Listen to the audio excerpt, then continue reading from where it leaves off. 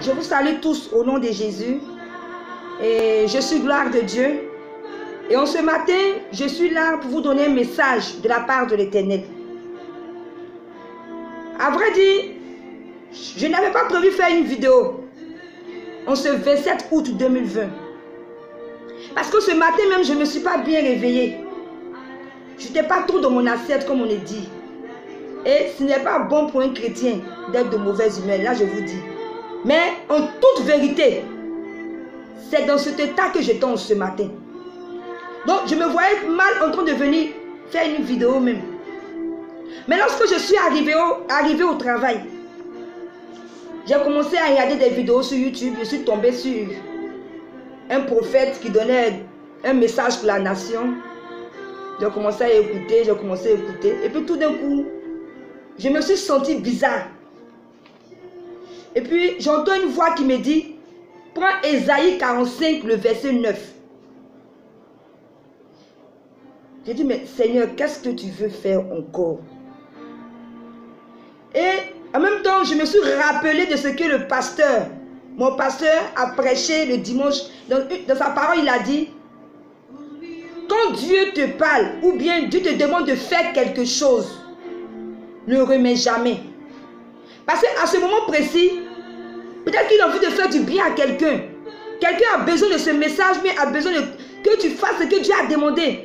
Mais toi, tu remets. Quand tu remets, ça n'a plus d'effet. Donc, j'ai saisi ça, j'ai dit oui, parce que c'est moi, quand Dieu me donne un message, je dis après. Donc, j'ai dit, Seigneur, je vais obéir. Et je suis venu vous donner ce message en ce matin. Je disais à Dieu, ah, ce matin, je ne suis pas bien, tu veux que je vienne parler. Et il dit, prends Ésaïe 45, le verset 9, que je vais vous lire.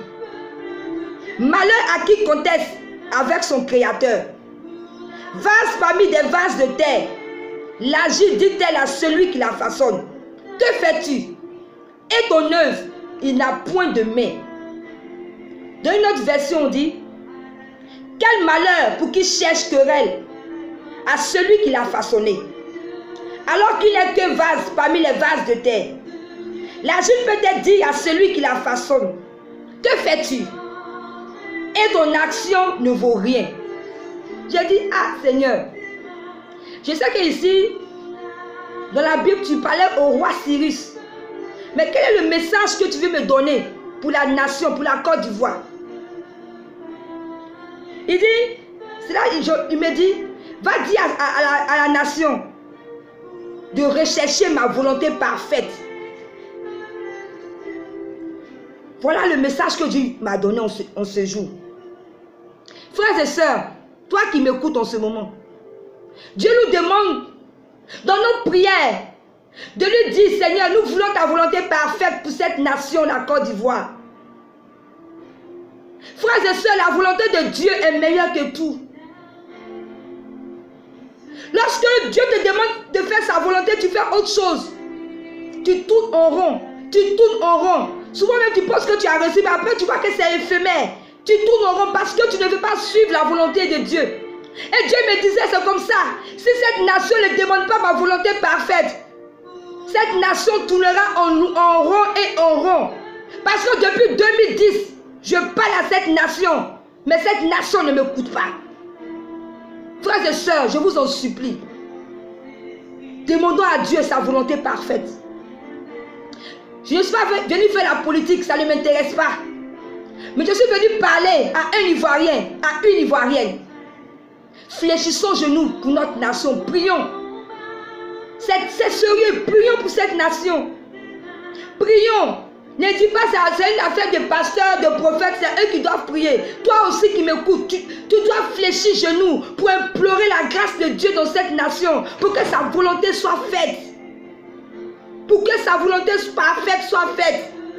Longtemps on a voulu nos propres désirs. Chacun vient dire ce qu'il veut. Oui, j'ai vu tant, j'ai vu tant, j'ai vu Dieu établir telle personne, j'ai vu Dieu établir cette personne.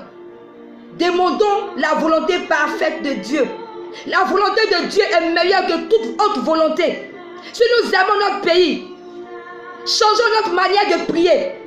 Disons à Dieu, nous voulons ta volonté parfaite pour cette nation.